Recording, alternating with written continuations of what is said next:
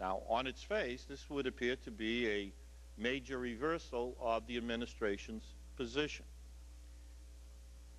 So it's all the more important now to remove any confusion and explore the apparent contradictions between the Declaration of Principles signed by our President, George W. Bush, and the testimony of Secretary Gates.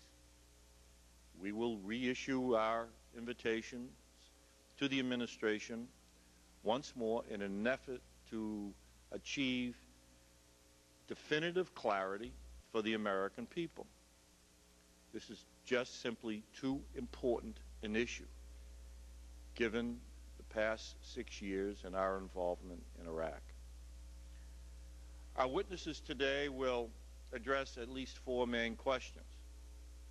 Question 1, what is a status of forces agreement, and can it provide authority for U.S. forces to engage in combat in or on behalf of another country?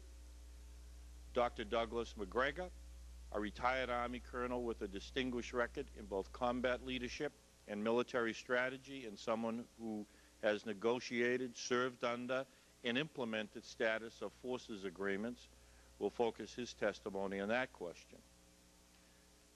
Second, if, as the Declaration of Principles implies, the agreement were to include a commitment to defend the Maliki government against internal and external enemies, could it be carried out by the administration alone, or would Congress have to approve it as a treaty or a congressional executive agreement? Constitutional scholars Una Hathaway, a professor at the Yale Law School, and Michael Glennon, a professor at the Fletcher School of Tufts University, who as counsel to the Senate Foreign Relations Committee helped craft legislation in this area, will address that question for us. Question number 3, what consultation is required with the Congress by law and by State Department regulations on both the form of the agreement and the issues to be negotiated, and has such consultation occurred? Professor Matheson, let's see where I am here, and former State Department legal advisor Michael Matheson, who is now a professor at the George Washington University Law School, will assist us in this matter. And finally, question number 4, what procedures must be followed within the executive branch as it makes decisions on what form the agreement should take and on how the negotiations are to be organized, and have they been properly taken to date? Professor Matheson will walk us through these procedures. I note that he can also guide us through the implications of terminating the UN mandate and perhaps other UN resolutions regarding Iraq as contemplated in the Declaration of Principles. This is an area that really has not been reviewed. And we're very pleased also to have the benefit today of testimony on any and all of these questions from our witness, who has been suggested by my friend and colleague, Mr. Rohrabacher, Professor Ruth Wedgwood of Johns Hopkins University, who has served in a variety of administration legal positions. So before we hear from our witnesses, let me turn to my friend and ranking member, Mr. Rohrabacher of California, for his remarks. Thank you. All right. See that empty chair? It's always, just a lure.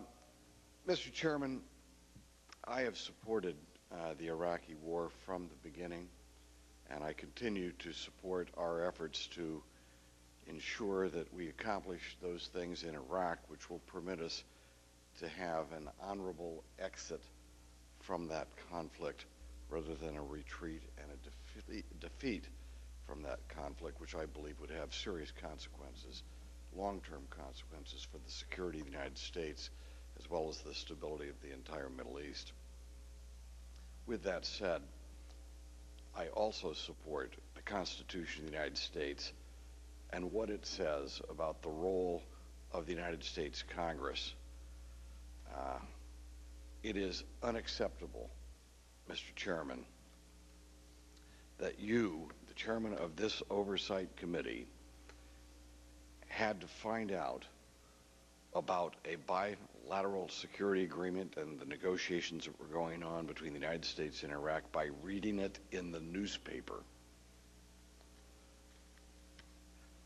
And also, it is embarrassing for me, as someone who worked in a Republican White House for 7 years. I worked in the Ronald Reagan White House for 7 years, and to find out that the administration officials continue to ignore your requests for participation in an open discussion and dialogue about issues that are of such significance to our country.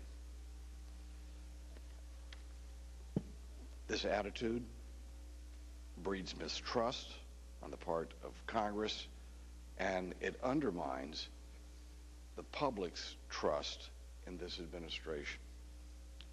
Let me just note that an open dialogue about such potential long-term commitments and strategies that the United States should or should not be making in the Middle East or elsewhere throughout the world is something that will serve our country well.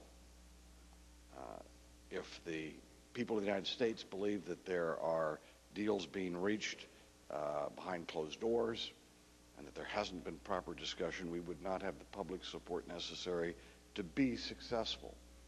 And that's the difference between a society that doesn't rely on public opinion and the democratic process and those societies that are dictatorships. George Bush was not elected President of the United States to be King of the United States.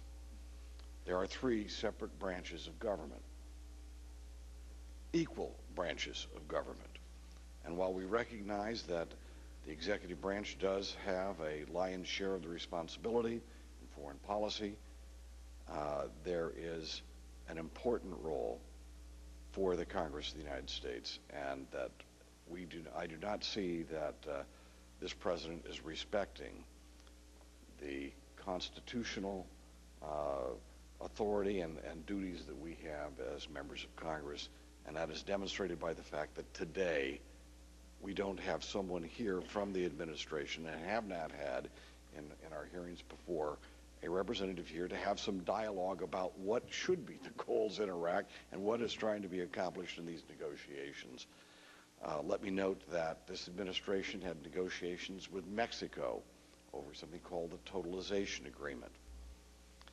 And we were kept in the dark about that. That's when the Republicans controlled the House. And here the president had a Republican controlled House, yet we were kept in the dark of those negotiations.